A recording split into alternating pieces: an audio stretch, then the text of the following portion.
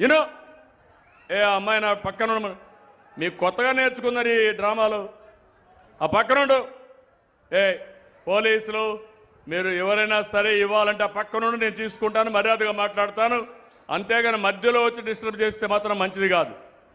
మీ వ్యక్తిగత సమస్యల్ని యూనో ఈ పక్కకు రామ్మా, నువ్వు పక్కకు రా, నువ్వు చెప్పింది వినాలి.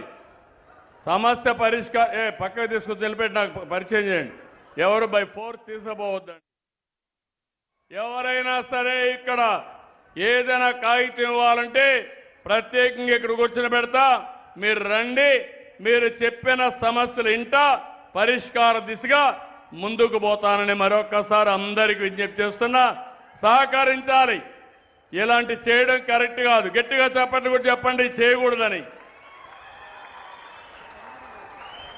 ఎక్కడో ఉంటారు, ఏదే వేరే నియోజకవర్గంలో కూడా ఉంటారు. అక్కడి నుంచి ఇక్కడికి వచ్చి మధ్యలో లేచి మీటింగ్ కూడా డిస్టర్బ్ చేయడం కరెక్ట్ కాదు.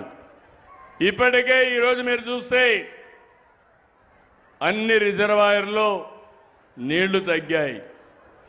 అంతేకాకుండా పోయిన సంవత్సరం ఈ సమయంలో 57% రిజర్వాయర్లో నీళ్లుంటే ఇప్పుడు 37% పడిపోయినాయి.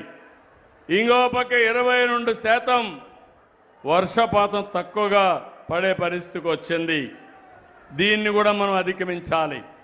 అందుకే నేను ఒక కార్యక్రమం ఇచ్చాను. ఆ కార్యక్రమం జలధార జలహారతి. నేను మీ జిల్లా కలెక్టర్ని ఇక్కడే మంత్రి గారిని మనస్ఫూర్తిగా అభినందిస్తున్నాను.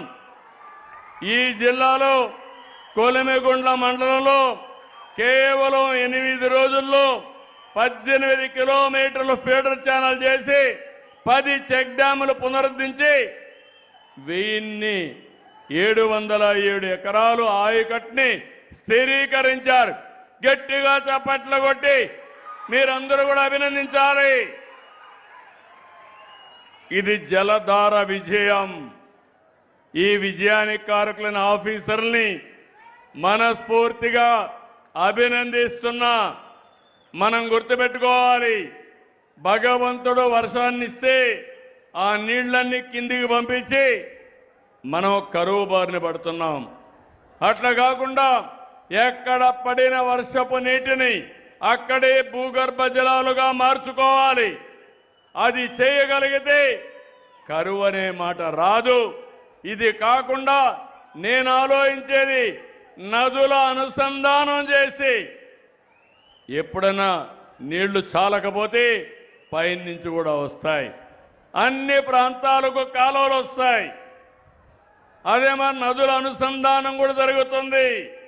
ఇంకో పక్క మైక్రో ఇరిగేషన్ కూడా తీసుకొస్తాం. మనం అన్ని ఇలాంటి కార్యక్రమాలు ఆలోచించి ముందుకు పోతామంటే మన రాష్ట్రంలో ఒక పార్టీ ఉంది, గొడ్డలి పార్టీ.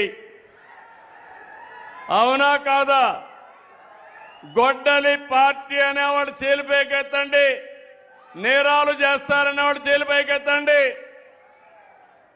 మీరు చూస్తే ఇటీవల కాలంలో ఆ మనమంతా మీ సమస్యలు ఎట్లా పరిష్కారం చేయాలని నేను ఆలోచిస్తున్నా. మీకు సంక్షేమం ఎట్లా ఇవ్వాలని ఆలోచిస్తున్నా. మిమ్మల్ని ఏ విధంగా ముందుకు తీసుకుపోవాలని ఆలోచిస్తున్నాను.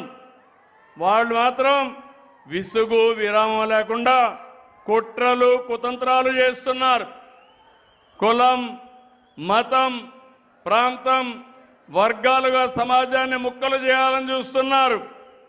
ఇక్కడ ఎప్పుడు కూడా మీరు గుర్తుపెట్టుకోవాలి, ఒకప్పుడు రాయలసీమలో ముఠాలుండేటివి. ఈరోజు గర్వంగా చెప్తున్నా, రాయలసీమలో ముఠాలు లేకుండా చేసిన వ్యక్తిని నేనే. Party Telugu Desam party. ఇంకో పక్క హైదరాబాద్లో మత కలహాలు ఉండేటివి. మత కలహాలు పూర్తిగా అణచివేసిన పార్టీ తెలుగుదేశం పార్టీ. ఒకప్పుడు సిద్ధాంతపరంగా నక్సలైట్స్ ఉండేవాళ్ళు, దానివల్ల నష్టం అని చెప్పాను. వినలేదు. వినకపోతే లా అండ్ ఆర్డర్ మెయింటైన్ చేశాను. కడాన నన్నే చంపడానికి 2003లో 23 క్లేమోర్ మైన్స్ పెడితే నేను భయపడలేదు. సాక్షాత్ వెంకటేశ్వర స్వామి నన్ను కాపాడాడు.